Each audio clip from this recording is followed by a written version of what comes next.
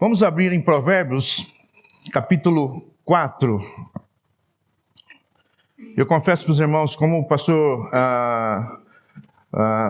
me deixou à vontade para pregar, né? Não me deu um tema específico, e eu orando a Deus, Deus colocou esse tema no meu coração para trazer aos amados aqui nessa manhã.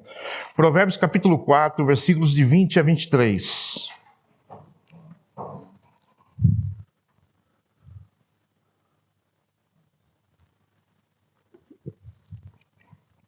Diz assim, queridos: Filho meu, atenta para as minhas palavras, aos meus ensinamentos, inclina os ouvidos, não os deixes apartar-se dos teus olhos, guarda-os no mais íntimo do teu coração, porque são vida para quem os acha, e saúde para o seu corpo.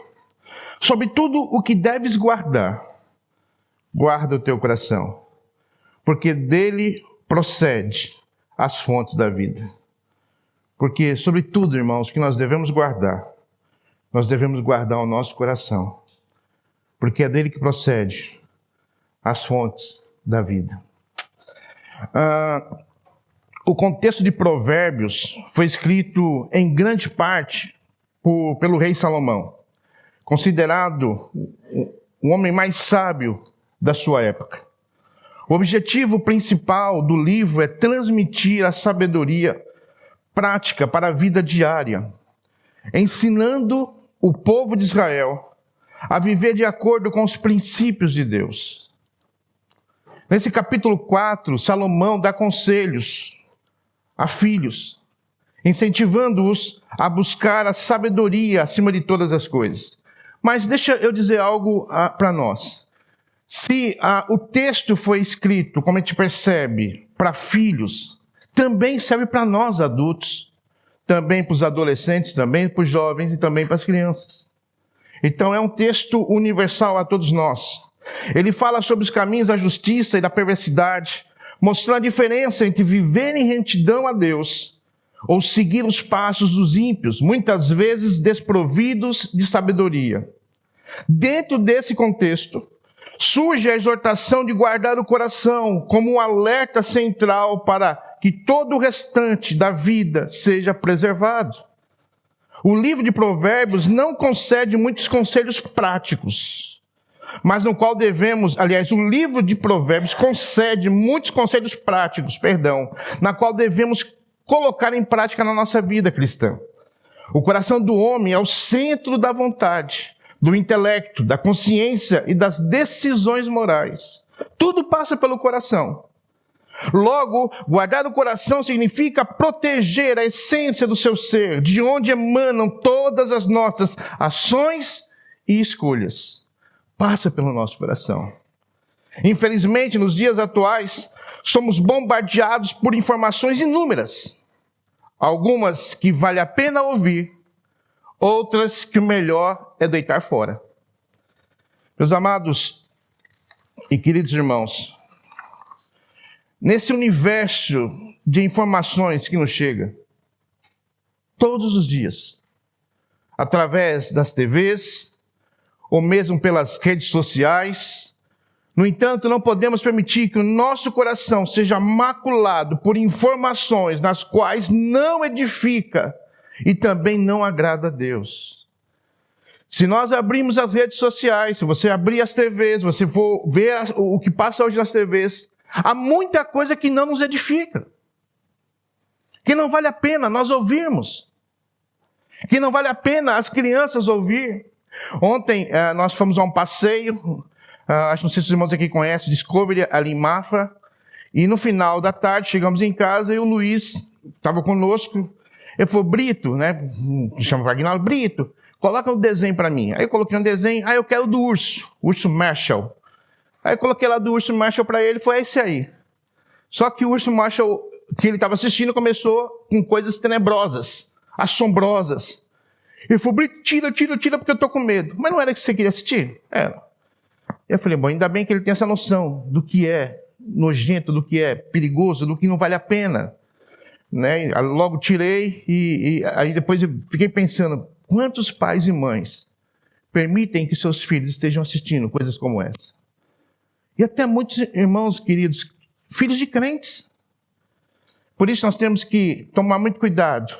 O que é que estamos absorvendo da mídia, das TVs, para a nossa própria vida. Guardar o coração hoje significa ser seletivo com o que ouvimos, com o que assistimos, com o que nos associamos, com o que nos alimentamos a nossa mente. Logo, amados, guardar o coração para nós cristãos exige, entre outras coisas, como meditação da palavra, oração, ler bons livros cristãos que possam edificar a nossa vida cristã. Portanto, afirmo que devemos nos afastar de tudo que não edifica, de tudo que nos leva até mesmo a pecar. Digo isso pois há muitas coisas que o coração anseia, mas Deus abomina. Devemos lembrar que o nosso coração ele é enganoso, a palavra diz isso. O significado de guardar é defender, olhar, velar, cautelar, conservar, reservar, observar, livrar e evitar. Por que devo guardar o meu coração? Por que é que nós devemos guardar o nosso coração? O coração não é tão somente um órgão físico. Sendo assim, por que devo guardar o meu coração? Porque o coração é o centro da vida interior do ser humano. Ele é a sede dos pensamentos, dos sentimentos, das vontades, das decisões do ser humano. Tudo passa pelo coração.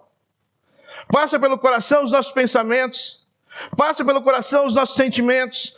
Passa pelo coração as nossas vontades, os nossos desejos e também as decisões que vamos tomar. Logo, guardar o coração não é apenas uma orientação moral, mas um chamado para proteger a mente e as emoções contra tudo aquilo que pode corromper a nossa vida espiritual. Sabendo dessas informações, como podemos aplicar esse versículo no nosso dia a dia? Antes de mais nada, vamos ver o significado desse versículo, bem como as aplicações práticas para a nossa vida espiritual, para aqueles que desejam viver uma vida íntegra e centrada em Cristo. O significado bíblico do coração. Vejamos. Na Bíblia, o coração é muito mais do que um símbolo de amor romântico ou das emoções. Ele é descrito como o centro da vida espiritual e moral do homem. Em Provérbios 23:7 vai nos dizer: porque como imagina em sua alma, em seu coração, assim ele é. Ou seja, aquilo que guardamos dentro de nós molda quem realmente nós somos. Quando o texto de Provérbios 4:23 nos orienta a guardar o coração, está nos chamando a proteger a essência da nossa vida interior. Aquilo que direciona nossas escolhas, nossos pensamentos, nossas atitudes. Se o coração está cheio da palavra de Deus, nossa vida será conduzida pela verdade. Mas se está corrompido pelo pecado, nossas ações refletirão essa corrupção. Jesus também reforça esse princípio em Mateus 12:34, parte B. Porque a boca fala o que está cheio, o coração. Muitas vezes nós falamos, irmãos, o que está cheio dentro de nós. Às vezes de forma amorosa com alguém, às vezes de forma totalmente difícil, totalmente rude com as pessoas. Logo é bom que o nosso coração esteja cheio não só da palavra de Deus, bem como do Espírito Santo de Deus. O coração é a fonte de onde brotam as palavras e os comportamentos. Muitas vezes falamos algo a alguém que está no nosso coração. Permita eu entrar nessa questão das coisas que falamos. É difícil compreensão para mim acreditar que uma pessoa que está cheia do Espírito Santo de Deus, quando fala, diz a palavra que não condiz com alguém que seja cristã, palavras terríveis, palavras inaceitáveis, palavras que difíceis de ouvir, e ainda assim diz que é cristã. Eu tenho muita dificuldade nisso. Muita dificuldade de ver como é que alguns cristãos falam de outros cristãos de forma pejorativa, de forma mentirosa. Mas se fala isso é porque está isso no coração, o coração está cheio disso. Quando devemos, irmãos, entre nós, trazer palavras de amor, de encorajamento. Uma das coisas que eu mais tenho pregado ultimamente em Paio Pires são textos que nos digam sobre encorajamento. Nós precisamos encorajar uns aos outros. Ainda mais nos tempos que nós estamos vivendo, tempos difíceis. Tempos que realmente temos visto o diabo assolar muitas pessoas, muitas famílias com enfermidade, com pecados diversos. E se nós não estivermos unidos em encorajar um ao outro, amados irmãos, a tendência natural é sermos engolidos pelo nosso inimigo. E lá, graças a Deus, em Paio Pires, eu tenho dito isso aos irmãos. Nós precisamos nos encorajar uns aos outros. Nós precisamos chorar com os que choram e se alegrar com os que se alegram, irmãos. E tudo isso vem do fundo do coração. O amor genuíno, o amor verdadeiro. O coração é a fonte onde brotam as palavras e os comportamentos. Muitas vezes falamos algo que está no nosso coração.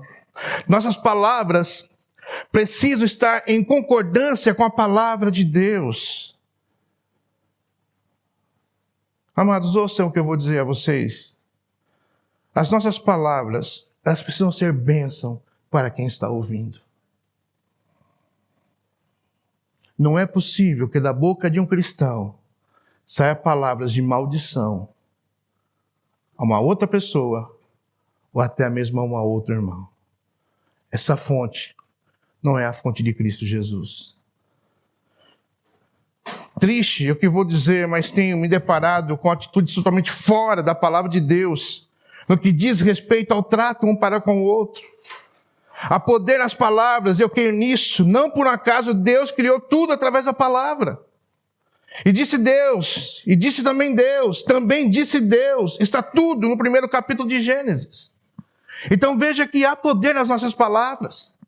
Aquilo que eu falo, aquilo que eu estou dizendo, transmitindo a alguém.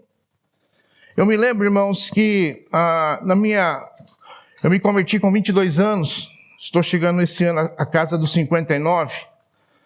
E nós fazíamos um trabalho ali em São Paulo, na cidade universitária, a USP.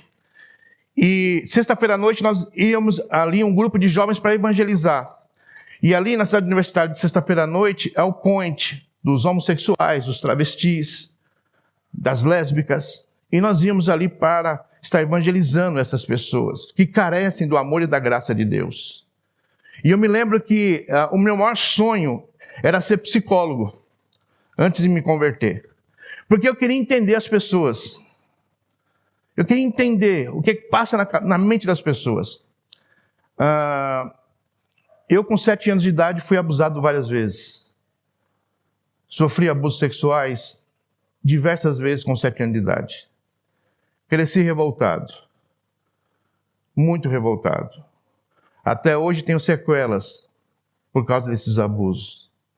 Alguns anos atrás escrevi um livro no Brasil falando um pouquinho da minha conversão e também falando sobre os cuidados que os pais devem ter com seus filhos. Porque a pedofilia não é uma brincadeira, é fato. E ela está aí presente em qualquer lugar, em qualquer nação. E dei ali no final do livro algumas dicas aos pais, cuidados que devem ter com seus filhos. Porque na minha casa foi através de parentes por parte do meu pai. E meus pais faleceram sem saber, nunca saber de tudo isso que aconteceu. Até porque é uma tendência natural, quando a criança passa por isso, dos pais duvidarem do que ela está falando é verdade. A maioria relata isso. Quando eu contei para meus pais, eles não acreditaram. E ficaram contra mim ainda. Bom, enfim, queridos. E eu estava ali, na cidade universitária, na USP, uma sexta-feira, já convertido, já servindo ao Senhor. E eu encontrei com um rapaz, um travesti, que por sinal muito bonito. Muito bonito. E eu sentei com ele na sarjeta da rua e eu falei, eu queria saber o que é que te levou a essa transformação? O que é que te levou a chegar a esse ponto de você ser um homem e ser transformado em uma mulher? E a pessoa era tão bela, porque ninguém dizia que era um homem ali. E ele sentou e falou, vamos conversar. Ele me disse assim, quando eu era pequeno, tudo que eu recebi dos meus pais eram coisas de menina. Era boneca, era roupa de menina, era coisas que tinham relação com uma menina, uma criança, menina. E eu falei, mas isso não tem sentido? Eu falei, não tem sentido para você, não tem sentido para mim, mas tinha sentido para eles. Porque na cabeça dos meus pais, eu era a menina que eles queriam ter. E eu cresci dessa forma, acreditando que eles estavam certos. Eu não era para ser homem, eu tinha que ser uma menina. E ele cresceu. Não foi fácil ele aceitar essa situação, e a gente sabe que isso é demoníaco. Mas ele foi fazendo a sua transformação aos 16 anos. Com hormônios, com tantas coisas que eles tomam. E se formou naquela pessoa. Irmãos, eu parei por um momento, olhei para ele, já entendendo o Evangelho. Eu disse, o diabo é muito astuto. E eu disse para aquele rapaz, fala, Jesus te ama. Jesus te ama, independente da tua situação hoje. Mas você precisa se arrepender. E ele me vira, me lembra dessa frase, ele me vira, não há salvação para uma pessoa como eu. Jesus jamais vai querer uma pessoa como eu. E aí falamos um pouco, conversamos um pouco, mas eu nunca mais tive acesso a ele, nunca mais o vi. Eu espero, quem sabe, com as conversas que tivemos, que a semente tenha sido plantada e, quem sabe, aquele rapaz hoje possa estar aí dando testemunho do que Deus fez na vida dele, como conheço muitos travestis no Brasil, que hoje são pais de família, casados com filhas, né, e têm dado testemunho da mudança que Deus fez e tem feito na vida de muitos aí. Mas, amados, o que eu quero chamar a atenção é com a palavra. A palavra que os pais lançaram sobre aquele jovem. Palavras de maldição. E ele aceitou aquilo como se fosse uma verdade. Então nós temos que tomar muito cuidado com aquilo que nós falamos, com o que nós pronunciamos às pessoas. Porque há de fato e verdade poder nas nossas palavras. Permita fazer uma pergunta para nós. Não precisa responder como você tem tratado o sermão através das palavras. Como é que a gente tem se tratado um ao outro? Sabemos, amados, que infelizmente há muitas pessoas no seio da família, ou mesmo na igreja, machucadas por ouvirem palavras que machucam, que ferem, palavras até mesmo de maldição. Exemplo, é muito comum você ouvir isso no seio da família. Você não presta para nada. Você é mesmo um burro, uma burra. E esses dias nós ouvimos isso de um vizinho ali com a sua esposa à noite, Lúcia, que ouviu a briga e ele chamando, você é burra, nem comida você sabe fazer. Então, imagine para uma mulher ouvir um negócio desse. Você não será ninguém na vida, isso eu ouvi pelos meus pais. Você não vai ser nada na vida, Aguinaldo. E graças a Deus essa palavra não se cumpriu. E louvado seja Deus. Porque eu creio que antes da fundação do mundo, Deus já sabia que eu viria à existência. Como sabia que cada um viríamos à existência. Para quem fala é fácil, quem ouve por interiorizar tais palavras e acreditar que as mesmas são verdades. Tenho ensinado, irmãos, em Paio Pires, e creio que aqui também não deve ser diferente com o pastor Luiz Matos. Precisamos usar nossas palavras como um bálsamo na vida dos irmãos. Palavras de encorajamento, de amor, de acolhida, de esperança a quem esteja aflito. Meus amados, devemos e precisamos ter um coração puro, amável com aqueles que estão à nossa volta. Logo, amados, guardar o coração é totalmente essencial para que a nossa vida reflita a glória de Deus. Para que as nossas ações reflitam a glória de Deus. Nós estamos aqui para a glória de Deus. Não é para a nossa glória, não é para nos satisfazer pessoalmente com tudo que o mundo pode nos oferecer, mas é para a glória de Deus. Então, meu coração deve estar puro para a glória de Deus. Guardar o coração requer uma vigilância espiritual. Ou seja, precisamos estar atentos a tudo que entra e sai de nós. Assim como alguém que protege um tesouro, o cristão é chamado a proteger sua mente, suas emoções contra influências negativas. De que forma? Guardando o seu coração. A Bíblia nos alerta sobre o perigo de permitir que o pecado encontre espaço em nosso coração. Em Jeremias, capítulo 17, versículo 9, vai dizer: enganoso é o coração mais do que todas as coisas, e desesperadamente corrupto. Quem o conhecerá? Deus conhece. Deus sabe o que vai no nosso coração. Deus sabe o que passa pela nossa mente. Deus sabe, nesse exato momento, o que é que está passando agora no nosso coração, na nossa mente. O coração do homem, sem a direção de Deus, tende ao pecado. Por isso, precisamos estar constantemente vigilantes em entregar o controle do nosso coração ao Espírito Santo de Deus. Precisamos fazer isso. Volto a afirmar, meus amados. Guardar o coração envolve cuidar daquilo que assistimos, que ouvimos, que lemos, que até das pessoas com quem nós relacionamos. Irmãos, tem pessoas, permita eu dizer algo a vocês. Há pessoas que o relacionamento é verdadeiramente tóxico. As palavras que saem de certas pessoas não nos edificam em nada. Vou dar aqui um exemplo para vocês. Recentemente, conversando com uma pessoa, e eu disse ao cidadão que é cristão: rapaz, você precisa ter uma postura como cristão. Eu já percebi como é que você olha para as mulheres quando passam perto de você. Ele falou: pastor, percebeu isso? Eu falei: percebi.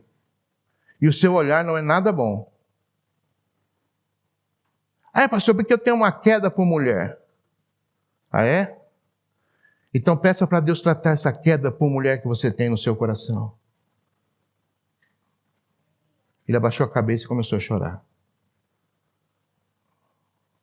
São coisas que a gente vai colocando no coração, irmãos. Pecados que vão passando de tempos em tempos, de anos em anos, sem ser tratado. E de repente pode tirar você do caminho do Senhor um pecado ou o pecado.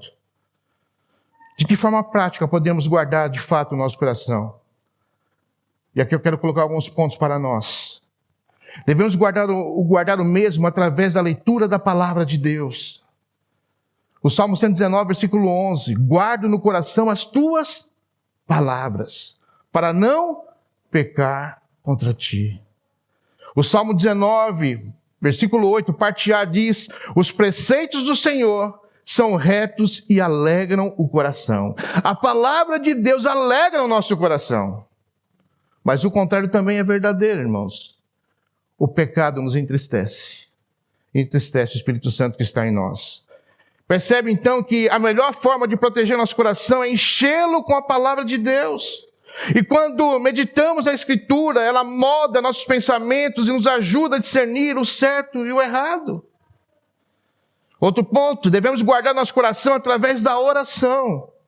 A oração é um canal que nos conecta diretamente com Deus, na qual fortalecerá o nosso interior quando nós estamos orando. E pedindo a Deus: Deus, me limpe, me restaure, me transforma, permita que o meu coração seja mais alvo do que a neve. Oh, Pai amado, me ajuda nos momentos mais difíceis. Devemos guardar nosso coração também, irmãos, com os bons sentimentos. Provérbios 17, 22, parte A diz: o coração alegre é o bom remédio, mas o espírito abatido faz secar os ossos. Vou repetir isso aqui. O coração alegre é o bom remédio, mas o espírito abatido faz secar os ossos. Cultive em seu coração bons sentimentos. Quantas pessoas estão na igreja com seus sentimentos abalados por um perdão que não consegue dar, e no qual, irmãos, nós precisamos nos libertar, perdoando uns aos outros. Por uma palavra que ouviu e não se deixa viver, por sentimentos do passado, palavras negativas que um dia você ouviu e que isso ainda hoje traz uma consequência terrível ao seu coração. Não te dando paz, não perdoando. Certa vez em São Paulo fui pregar uma igreja. Eu havia falado do meu testemunho, das coisas que aconteceram comigo, não só o abuso sexual quando criança, mas o viciado em cocaína, que eu me transformei nos meus 18 até meus 22 anos, depois da minha conversão. E São Paulo, para quem não conhece, irmãos, a noite de São Paulo é uma noite terrível. Porque a noite de São Paulo não começa na sexta-feira ou no sábado domingo. A noite de São Paulo começa, a melhor noite de São Paulo começa na segunda-feira. Mas segunda-feira de todo mundo trabalha. Pois é, irmãos, mas quem quer curtir a noite de São Paulo é na segunda-feira à noite, irmãos. Não é sexta, sábado. Sexta, sábado, domingo é para plebe. Então imagine que segunda-feira à noite, dentro de uma boate, usando cocaína, que vida, que inferno. Era assim que eu levava a minha vida. E um dia eu fui pregar numa igreja, ali em São Paulo, uma irmã, depois do culto, procurou o pastor. Eu ouvi atentamente a sua mensagem. E o senhor fala de perdão. Mas eu não consigo perdoar o meu marido. Por tudo que ele já me fez. E o senhor falou que o senhor foi abusado quando criança várias vezes. E o Senhor perdoou os seus algozes, os seus abusadores. Até mesmo quando um deles estava no velório do seu pai. Eu falei, sim, irmã, é verdade, eu perdoei todos. Como é que eu faço para perdoar meu marido? É simples, minha irmã. Abra o teu coração a Deus. Peça para Deus te ajudar nesse perdão. Pastor, será que eu consigo? Consegue, minha irmã. Sabe por que você consegue? Porque quem mais nos perdoou foi Jesus Cristo. E a morte da cruz não foi em vão. Foi por causa dos nossos pecados. Eu e a senhora levamos Jesus para a cruz. E se Ele nos perdoou, nós não podemos deixar de perdoar ninguém. Ainda que seja coisas terríveis que tenham feito contra nós. Assim eu disse a ela. Passados alguns meses, o pastor dela me liga, ficou sabendo do assunto, porque ela contou ao pastor. E ela falou, Aguinaldo, eu estou te ligando para te avisar que a irmã, a qual você aconselhou a perdoar ao seu esposo, ela mandou te agradecer, porque a vida hoje é outra. Hoje ela consegue sorrir, ela consegue se alegrar, coisa que anos e anos ela não fazia. E ela perdoou tudo que o esposo tinha feito com ela. Amados, é tantas pessoas dentro da igreja, guardando mágoas, ressentimentos de coisas do passado, e que não perdoam. Recentemente, numa situação, conversando com uma pessoa, e ela me disse abertamente, pastor, eu não perdoo o que eles fizeram comigo. Crente, gente. Crente de muitos anos de igreja. Eu disse, minha irmã, que Bíblia é que você está lendo? O que é que Jesus fez por você? Qual é o significado da cruz na sua vida? Mas pastor, o senhor imagina o que eles fizeram? Não importa o que eles fizeram. Você deve perdoar. E o que nós fizemos com Cristo? Quantos pecados eu cometi, minha irmã? Quantas coisas horríveis eu fiz? Abusado quando criança, usuário de droga, e das drogas me torno um garoto de programa em São Paulo, onde a minha clientela era toda formada por homossexuais. Por que homossexuais, pastor Aguinaldo? Porque na minha consciência era a forma de eu descontar o que fizeram comigo quando criança. Eu não tinha essa consciência. Mas depois de convertido, um pastor psicólogo veio conversar comigo sobre isso. Porque eu questionava, por que a minha relação era somente com homossexuais? E por que com as mulheres eu tinha pena? Não fazia. Foi porque a sua cabeça, a relação homossexual era uma forma de você descontar o que você passou na infância. E eu disse isso a essa pessoa, e por tudo isso eu perdoei. E Deus me perdoou. Bom, o final, ela acho que continua ainda com essa situação no seu coração, mas já não está mais no nosso meio. É uma pena, mas espero que um dia, quem sabe, ela possa rever a situação e perdoar as pessoas que um dia também lhe fizeram mal. Quando o coração está cheio do Espírito Santo, de Deus, nossas ações refletem o caráter de Cristo.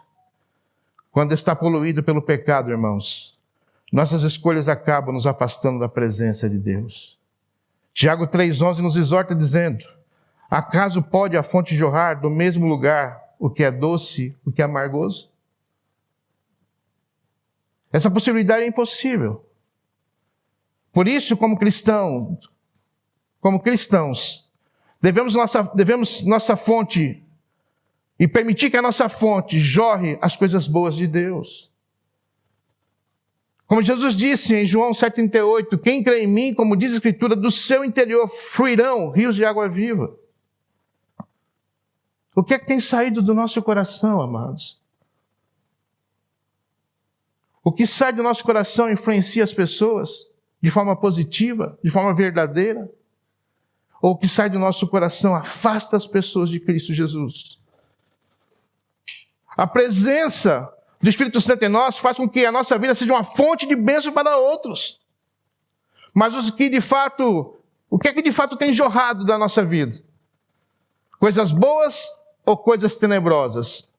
Água de excelente qualidade ou água sem qualidade alguma? O que é que tem jorrado no meu coração e do seu coração?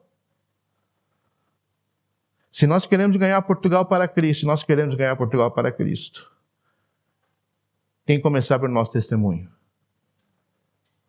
O nosso testemunho vai partir do que está no nosso coração. Em que sentido, pastor Aguinaldo? Eu vou lhe explicar. Se nós não amarmos os portugueses, nós não ganharemos eles para Cristo. E o amor parte do coração, meus irmãos. O amor deixa de lado o preconceito. O amor deixa de lado qualquer coisa que possa nos afastar de uma outra nação. É muito bom nós vermos igrejas brasileiras aqui em Portugal. Mas melhor seria se essas igrejas portuguesas estivessem repletas de portugueses. Essas igrejas brasileiras. O senhor é contra isso? Não sou contra. Mas eu espero que as igrejas no Brasil venham pregar o verdadeiro evangelho, o genuíno evangelho para portugueses. É lógico que virá a reboque os brasileiros. É lógico que virá a reboque os nossos irmãos africanos. Mas nós precisamos amar essa nação. E é o que eu tenho feito, irmãos, orado por Portugal. Eu amo os irmãos portugueses. E tenho dito na igreja de Paio Pires que sou grato a Deus por estar em Portugal. Por tudo que Portugal tem nos proporcionado. Não somente a mim, mas ao meu filho principalmente. Por ter feito a sua faculdade de Direito, agora está fazendo mestrado na própria faculdade, passou no concurso público da própria faculdade e com certeza, penso eu e acredito que lá no Brasil ele não teria essa disponibilidade. Porque é muito caro uma faculdade de Direito no Brasil. Mas, enfim, nós temos que ser gratos a essa nação. A presença do Espírito em nós tem que ser bênção para os outros. Aplicação prática para a vida cristã. Para que a gente não veja a nossa fonte ser contaminada por coisas que Deus não se agrada. Se atente para o que é que a sua mente tem visto, lido, e que muitas vezes não agrada a Deus. Cuidado com os assuntos que não edificam, meus irmãos. Ao se dirigir a alguém, a uma pessoa, seria muito melhor uma palavra de amor, de encorajamento, ao invés de palavras que machucam, que ferem, que não faz sentido sair da boca de um servo ou de uma serva de Deus. Decida perdoar ao invés de guardar mágoas, rancores, pois esses sentimentos tende a nos afastar e nos adoecer. Alimente seu coração com a palavra de Deus, bem como com a oração. Exercite a sua mente com os pensamentos de fé e esperança, ao invés de pensamentos de derrota, de fracasso, de medo e de dúvida. Deixa eu contar aqui uma experiência para vocês que eu tive aqui em Portugal. Certa vez um pai chegou para mim e disse assim: pastor, meu filho está terrivelmente doente, desenganado. E eu queria que o pastor estivesse orando. E eu falei: vamos orar agora. É para já, não é para amanhã, nem para depois, é agora. Peguei ele ali do lado, começamos a orar. E depois que terminei a oração, eu falei: você crê que Deus pode reverter a situação? Você crê que Deus pode tirar seu filho desse lugar que ele está no hospital e trazer vida a ele? O pai olhou para mim assim e disse: pastor, eu não creio. Eu duvido. Eu falei: tá bom, a sua dúvida vai ser a minha fé. Tá bom? Você duvida e eu acredito. Ok? Ok. E mais uma vez eu orei. Passado uns 15 dias, ele me manda uma foto pelo WhatsApp. O menino está na cama do hospital, sentado na cama com uma pizza desse tamanho. Eu falei: rapaz, é só aqui em Portugal que a pessoa pode entrar com uma pizza dentro do hospital. Porque no Brasil não é nem permitido. E aí eu falei: mas o que é isso aqui? Eu: pois é, pastor, o menino está até comendo pizza já. E já tem alta. Aí eu olhei para o pai assim: pois é. Para quem duvidou, né? Eu falei: pastor, me perdoe. Eu sou um homem de pequena fé. E esses dias aconteceu outro caso, nessa mesma situação, não de saúde, mas de uma situação que ele precisava. Eu falei: olha, já sei. Eu vou orar. Tu vai duvidar? Não, pastor, dessa vez eu vou acreditar. Então vamos orar. Vamos orar. E se for da vontade do Senhor, Deus é soberano, Ele há de fazer. Então, amados, nós temos que orar com fé, orar acreditando. Ao invés de levar uma palavra de desencorajamento, de tristeza para alguém que está passando uma aflição, não é uma palavra de encorajamento.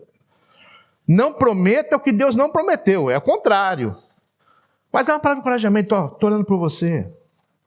Estou lá em Paio Pires, irmãos, eu tenho feito uma coisa com os irmãos lá, isso é coisa de brasileiro. E eu falei: vamos ver se vai pegar esse negócio aqui. Então, tem dias do culto que nós paramos o culto, o pessoal do louvor está lá no louvor, sai do seu lugar e dê um abraço no seu irmão. A primeira vez teve muita resistência. O brasileiro não, o brasileiro, se falar de abraço, ele abraça a igreja toda num minuto. Eu sei que os irmãos portugueses têm essa coisa que eu admiro. Eu tenho dito aqui, queridos, que tem uma coisa que eu aprendi com vocês, e a qual eu não assim, no Brasil não é muito comum. É a questão da reserva. O português é muito reservado. Nós não, nós somos desbochados. O brasileiro já chega onde não tem alegria, ele já chega fazendo alegria. Às vezes você vai num velório no Brasil, enquanto teria todo mundo chorando, tá lá o pessoal fazendo batuque. E aí eu falei: vamos testar. Fizemos a primeira vez, e agora recentemente nós fizemos agora faz uns 10 dias. A maioria da igreja estava chorando.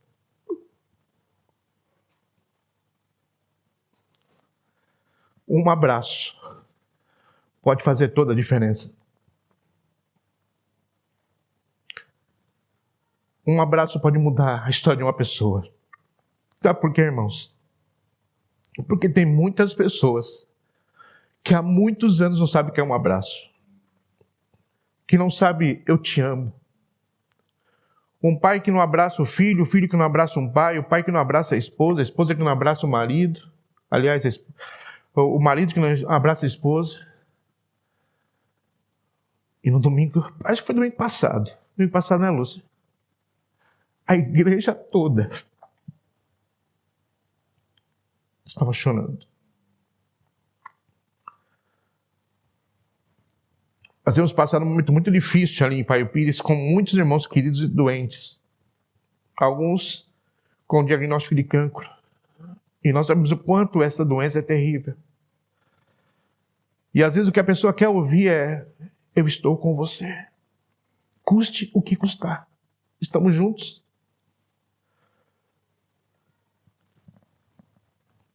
Nesses dias, quando fiquei sabendo do falecimento do presbítero Joel, eu quase não estou conduzindo mais para um lugar muito longe, por causa da questão minha da cervical, das dores que eu tenho sentido. E eu falei: não, eu preciso ir lá. Eu tenho que ir lá. Eu tenho que ir lá para dar um abraço no Diogo, no irmão que eu não conhecia. Acabei conhecendo lá naquela noite que fizeram ali, você falou sobre seu pai, de uma forma muito emocionada. E também tive o prazer de conhecer sua mãe. E eu disse: não, eu preciso ir lá. Pelo menos para dizer: olha, eu estou aqui. Dar um abraço, como dei a ele, ao irmão. A esposa eu não tinha visto naquele momento ali. Muita gente.